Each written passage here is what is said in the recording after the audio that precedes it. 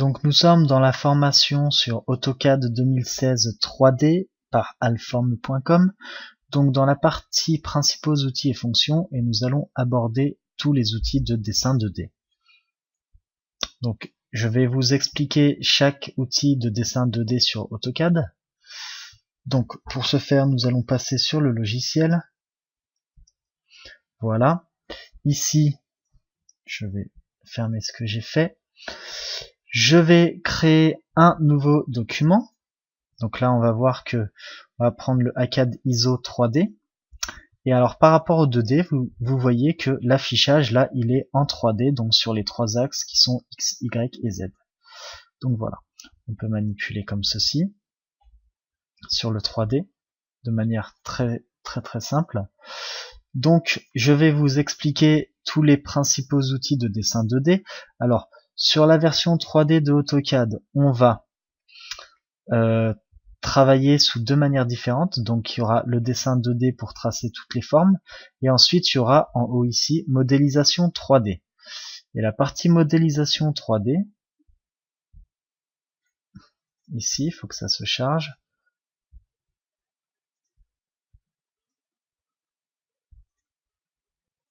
Donc voilà, nous avons affiché tous nos outils de modélisation 3D qui sont ici. Donc on les approchera juste après dans les prochaines vidéos. Et donc nous, on va travailler sur, pour l'instant, le 2D, donc dessin et annotation, pour ensuite créer du 3D. Donc je vais vous expliquer tous les outils de dessin qui se trouvent ici. Donc nous avons la fonction ligne qui sert à tracer des lignes les unes à la suite des autres. Chaque ligne est un objet unique dans ce cas-là. Ensuite, nous avons l'outil polyligne qui trace des lignes les unes à la suite des autres. Toutes les lignes tracées forment un seul et même objet au final. Ensuite, nous avons le cercle. Donc là, ça trace des cercles par rapport à un rayon ou un diamètre. Les cercles, vous pouvez créer des cercles centre-rayon, centre-diamètre, des cercles avec 2 points, des cercles avec 3 points, des cercles avec 2 points de tangence et un rayon, et des cercles avec 3 points de tangence. Ensuite, nous avons l'outil arc. Donc l'outil arc qui vous trace des arcs de cercle par rapport à un centre ou plusieurs points. Donc nous avons ici les arcs par 3 points, les arcs départ centre fin, les arcs départ centre angle, départ centre longueur, départ fin angle, départ fin direction, départ fin rayon, centre départ fin, centre départ angle, centre départ longueur, et pour continuer notre arc. Ensuite, ici, nous avons l'outil rectangle, donc qui permet de tracer des rectangles fermés. Toutes les lignes du rectangle au final forment un seul et même objet unique.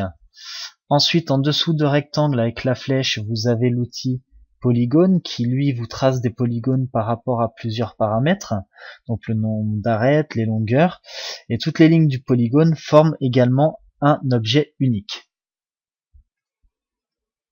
Ensuite, en dessous de polygone, vous retrouvez les hachures. Donc ici, nous avons les hachures qui permettent de créer des hachures en fonction d'un motif et d'une zone prédéfinie. Ensuite, nous avons les gradients qui remplissent une zone prédéfinie avec un dégradé de couleur ou une couleur unique. Et nous avons les contours qui nous créent une région ou une polyligne à partir d'une zone close. En dessous, ici, on retrouve encore d'autres outils, notamment les splines. Donc ça permet de tracer des courbes par rapport à des points. Donc toutes les courbes tracées forment un objet unique. Donc on a les splines par point de lissage. Juste à côté, on a les splines avec des sommets de contrôle. Ensuite, nous avons l'outil droite qui nous crée une ligne de longueur infinie. Ensuite, nous avons l'outil demi-droite donc qui nous crée une demi-droite. Ensuite, nous avons plusieurs points, donc ça nous crée des objets à partir de plusieurs points. Nous avons l'outil diviser, donc qui nous crée des objets ou des blocs points à intervalles réguliers sur la longueur ou le périmètre d'un objet. Nous avons l'outil mesurer, donc qui nous crée des objets ou des blocs points en les espaçant à des intervalles spécifiés sur la longueur ou le périmètre d'un objet. Nous avons ensuite l'outil région qui nous convertit un objet contenant une zone en un objet région. Nous avons l'outil nettoyer qui nous crée un objet à nettoyer. Nous avons l'outil polyline 3D, donc là ça nous crée une polyligne de segments de ligne dans l'espace tridimensionnel. Nous avons les hélices qui nous créent une spirale 2D ou un ressort 3D. Nous avons l'outil anneau qui lui nous trace deux cercles concentriques de rayons différents et ça remplit la surface périmétrique entre les deux cercles pour former un anneau. Et nous avons les nuages de révision rectangulaire. Donc ça nous crée un nuage de révision, ça sert à entourer une zone modifiée dans un plan d'étude pour la situer. C'est généralement utilisé dans l'industrie pour indiquer des modifications sur des plans. Donc voilà pour tout ce qui est des outils 2D. Donc on peut utiliser ces outils 2D sous AutoCAD en utilisant bien évidemment les plans de AutoCAD. Donc par exemple, je vais me créer ici une ligne. Je vais démarrer au point 0, 0. Et il va me tracer cette ligne ici sur mon axe XY. Donc sur mon axe XY par exemple, je vais la faire à 2500. Je vais recréer une autre ligne qui sera elle perpendiculaire également à 3000. Je vais redescendre à la perpendiculaire et je vais venir chercher mon accrochage aux objets, donc exactement comme dans le AutoCAD 2D donc que vous pouvez retrouver dans les formations précédentes. On peut aller s'accrocher aux objets même dans la visibilité du 3D, de la fenêtre en 3D. Et ensuite, on va refermer notre objet. Donc ensuite, on peut bien évidemment tracer d'autres outils tels que des polylignes, des cercles et des arcs. Donc on va par exemple tracer un cercle ici. Donc on peut s'appuyer sur nos éléments et on trace un nouveau cercle.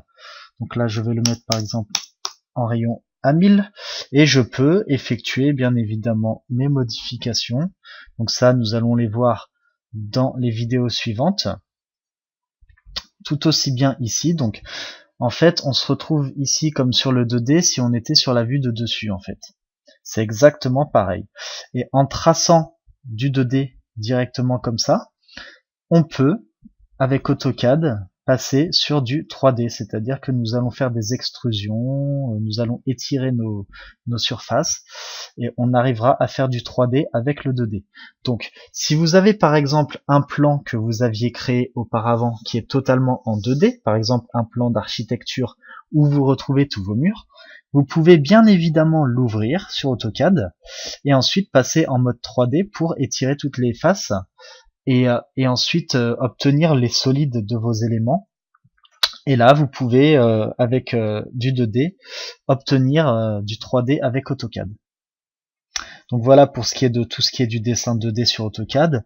Je pense que si vous vous êtes aventuré à la formation 3D, vous avez déjà de très bonnes bases sur le 2D. Sinon, si vous n'avez pas de bonnes bases, je vous invite à suivre les formations qui sont sur alform.com que j'ai réalisées. Donc il y a AutoCAD les fondamentaux, il y a AutoCAD perfectionnement, et ensuite vous avez des ateliers mécaniques, il y a un atelier architectural et un atelier mécanique. Voilà.